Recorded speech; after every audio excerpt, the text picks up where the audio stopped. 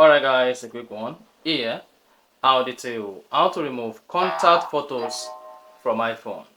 So if at the end of this you found this offer informative, please don't forget to like and then subscribe. Now to remove contact photos from iPhone, all you need to do is go ahead and open the phone app and then click on contact. Search for the contact photo you want to remove. So search for the name of the contact, open it. Then once you open the contact like this, it should say contact photo and poster. Click on it. Then to remove the contact photo, all you simply need to do is come to you see memoji, monogram or emoji and select any one of your choice. So go ahead and select whatever you like to change the photo you have there.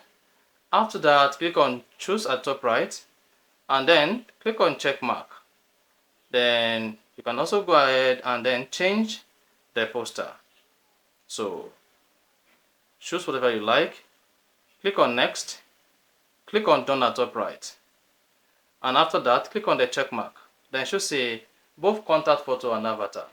So once you are done, then that's it. But then close, and then it should say both contact photo and avatar changed, and then you are good. So that's exactly how to change contact photos from iPhone. You want to repeat this on all other contacts whose photos you want to change or whose photos you want to remove.